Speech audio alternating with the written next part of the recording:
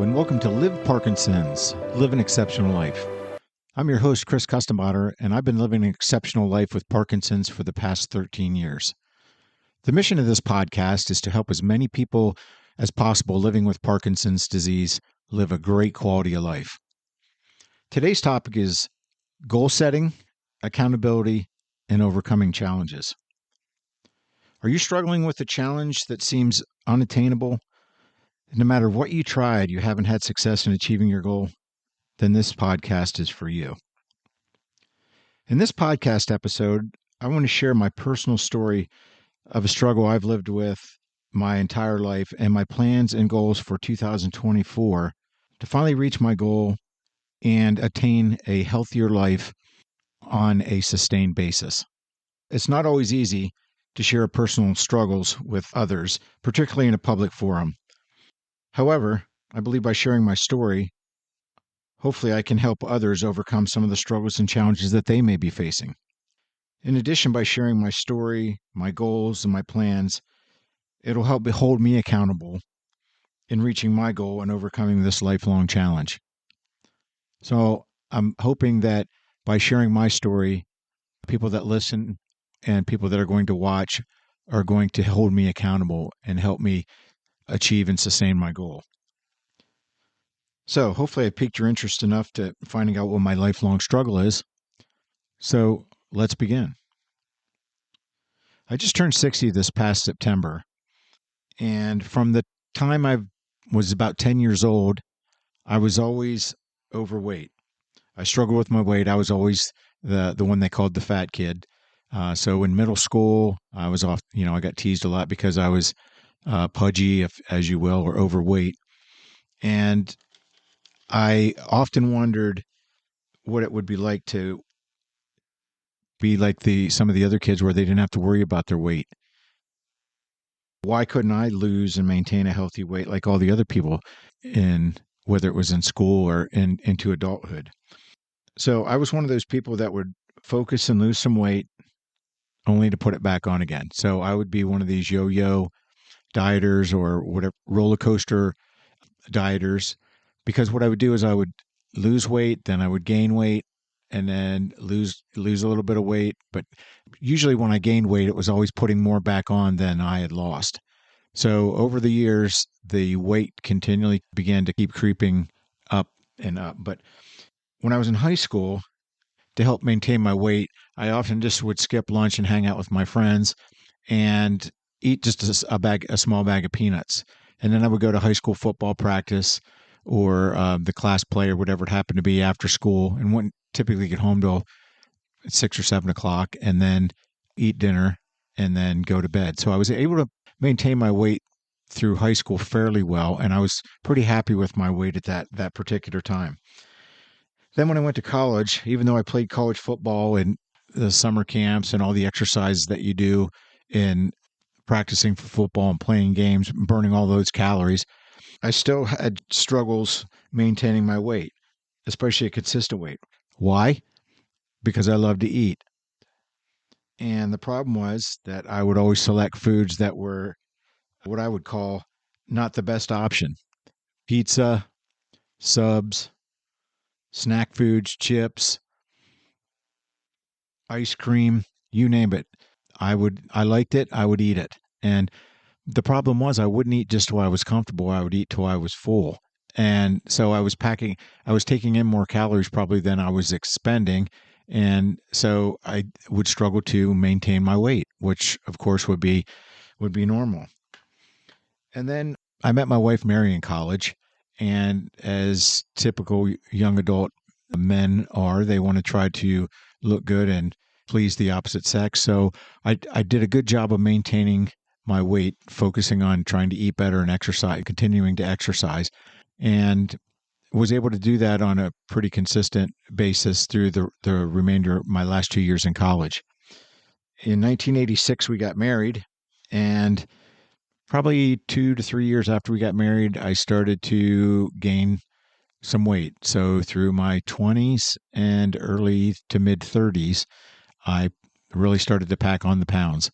And again, it was because of bad food choices And some of that could be related to you're busy with work, helping to raise two kids and running them to different activities, and then stress eating. Let's be honest. A lot of times we eat, and I know I do when you're stressed, or boredom eating was another big one. If I wasn't actively doing something, then it would be, wonder what there is to eat. And I would go search out something to eat, even though I wasn't hungry. So I was continually sabotaging myself in terms of trying to maintain a healthy weight. It was I finally got to a point when I was 35 years old and I stepped on the scale and was just shocked at the number that was on the scale. It said 282 pounds. That was the heaviest that I had ever been in my entire life. And it really shocked me because one of the things I knew I didn't want is to keep at the current pace. And then next thing I know, I'm stepping on the scale and I'm over 300 pounds. So I knew I had to take action. And then I also started to look at pictures of myself, and I was really disgusted with how I let myself go. And in terms of in health, I just wasn't, being that big, it was a lot harder to do things with your family, to get around and move. So I was not only doing a disservice to myself, but I was doing a disservice to my family as well. And it was at that point that I decided that I was going to focus my efforts and lose weight. I needed to be healthier. So I did what most people do. I increased my exercise and I went on a diet, and I tried to watch what I ate, and choose foods that were better for me, fruits and vegetables, lean meats, good fats, those type of things, and was able to drop 37 pounds to get down to 245 pounds. Now, that's great. I was really pleased with myself and happy that I was able to drop the 37 pounds.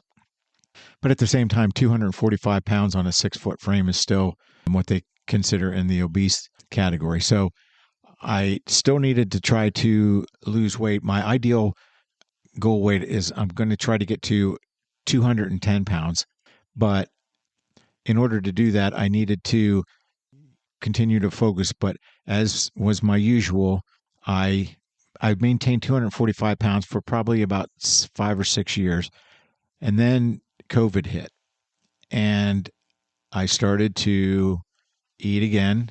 And next thing you know, I went back on the roller coaster, and I went from 245 to 249 pounds back up to my current weight at 60 years old of 267 pounds. So I had put a lot of the weight back on that I had lost. And I was disappointed in myself because I told myself when I lost the weight that I was never going to let myself get like that again.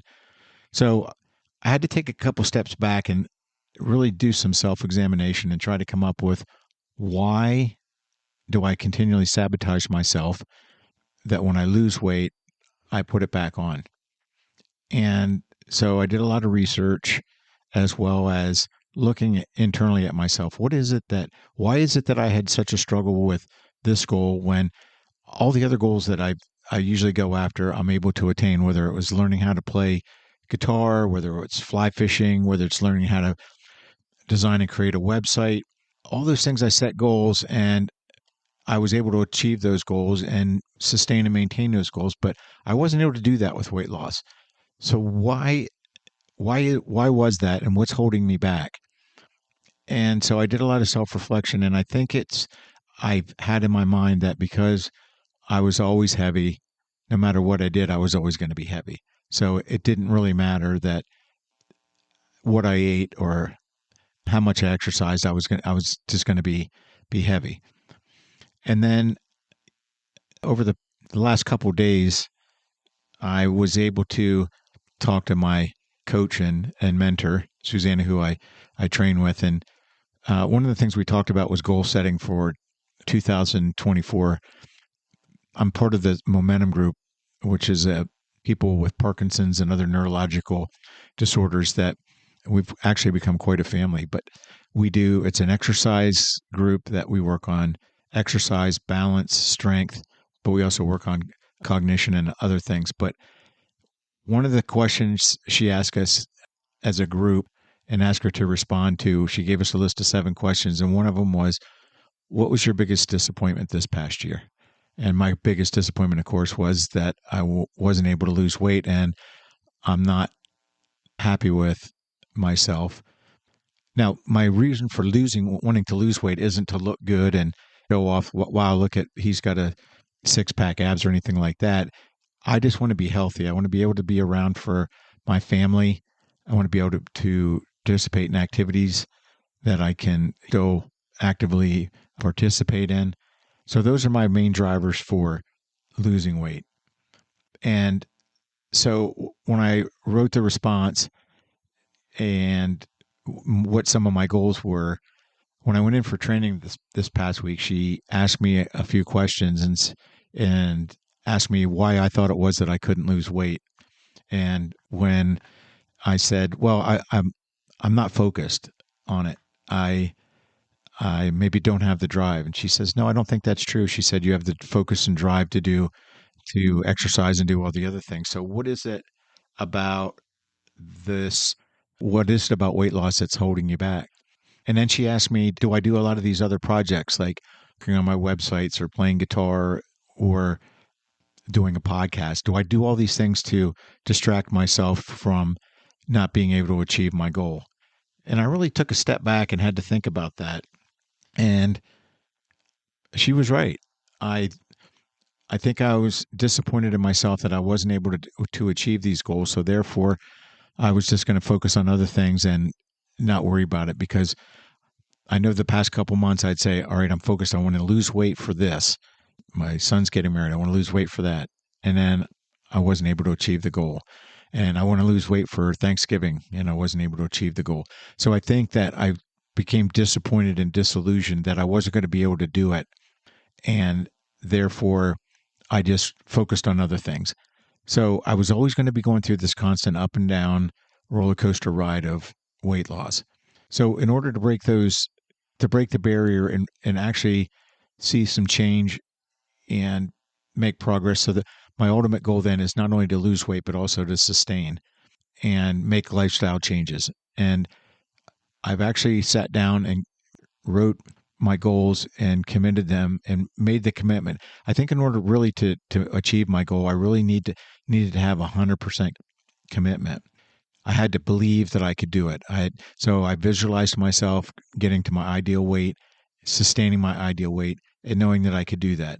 So I have written goals, but one of the things that Susanna suggested was that one of the things I talked to her about was starting a YouTube channel so that I could share my podcast on the YouTube channel, and so that people that listen could see what I look like when I'm doing the podcast and get more people involved with commenting, and so I can learn more about the people that listen so that I can tailor the podcast to meet their needs. So that was one of my goals, was to do a podcast. And she said, well, why not incorporate your weight loss journey into your YouTube channel? She said that would be a great way to hold yourself accountable. And I thought about it for a minute.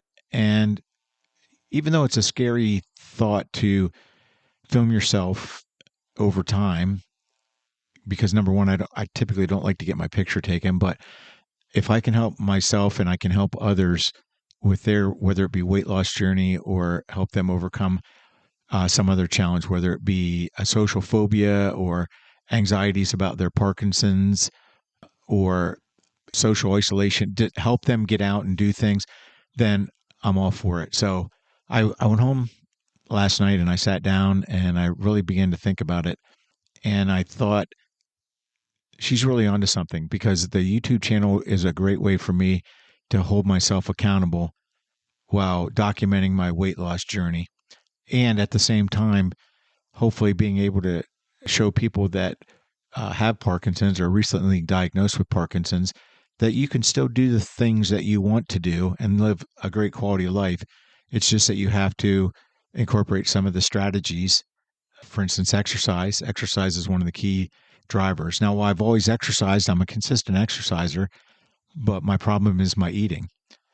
So my exercise program cannot compensate for my overeating, if you will. So I can exercise 2 hours a day, but then if I'm going to eat 5,000 calories a day, then I'm really defeating the purpose. So I'm actually going to be putting on weight. So I need to focus on not only exercise, a good diet as well, changing my attitude and changing my attitude to I can do it and visualizing what I'm going to look like and really buying into my vision and my goal.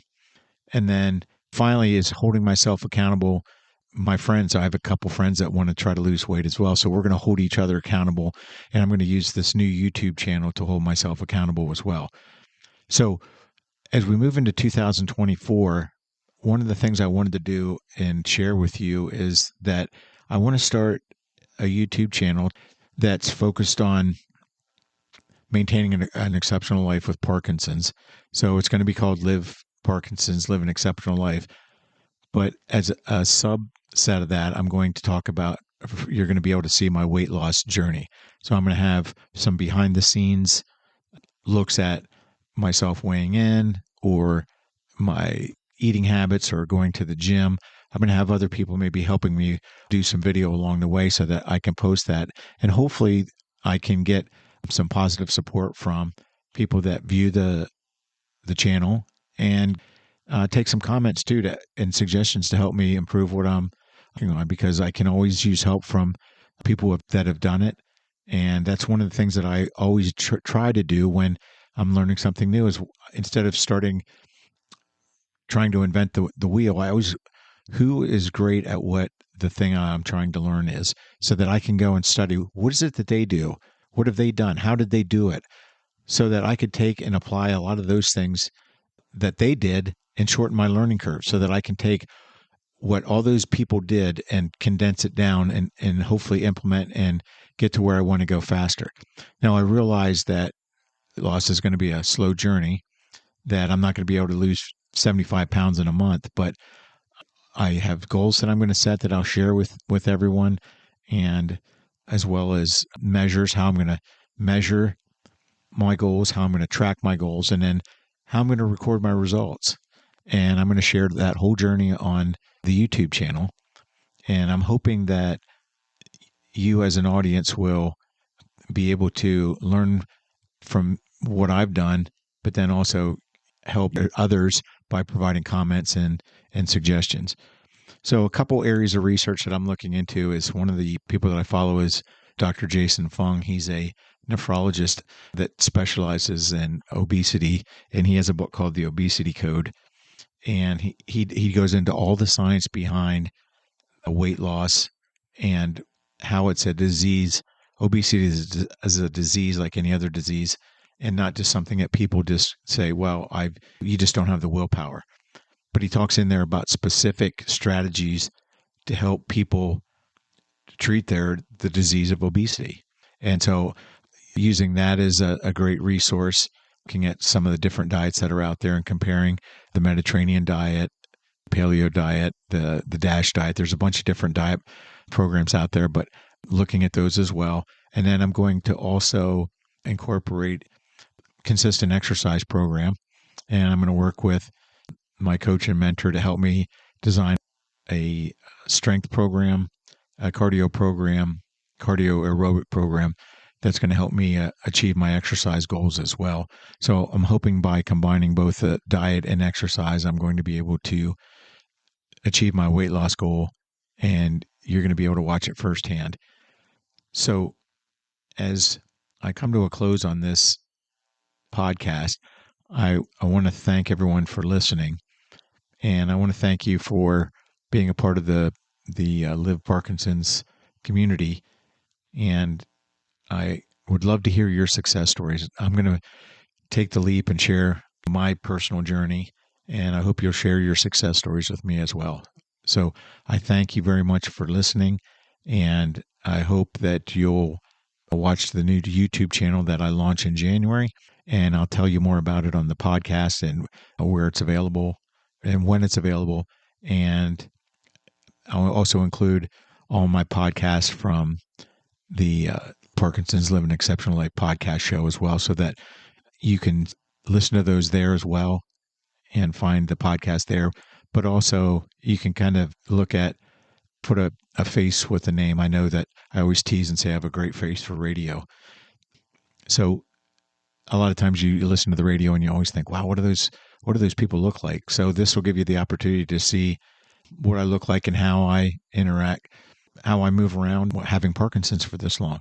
So I want to thank everybody again for listening. And if you want to learn more about my 4 strategies for living with Parkinson's and living an exceptional life, I have a book available on Amazon. It's called Spectacular Life, 4 Strategies for Living with Parkinson's Disease, My Journey to Happiness. And it's just a positive message, whether you have Parkinson's or not. I believe it's a great message that hopefully we can all learn from and share with others. So if you're interested in that, it's available on Amazon. And I'd invite you to visit liveparkinsons.com, which is my website, to learn a little bit more about the program and sign up for the free monthly newsletter. And finally, I've created a fan page in Pod Inbox, and I'll leave a link in the description below. But the intent of the page is to have you go on and leave me some comments, some suggestions, topics that you'd like to hear. So it's all about you as the audience, because I really want to tailor this program to meet your needs. So the intent of the fan page is to have you leave your success stories and other comments and reviews so that I can make this show better and tailor it to your needs. So again, I thank you for listening to this podcast and the other podcast, and I really appreciate you being part of the audience. Thanks again, and have a spectacular day.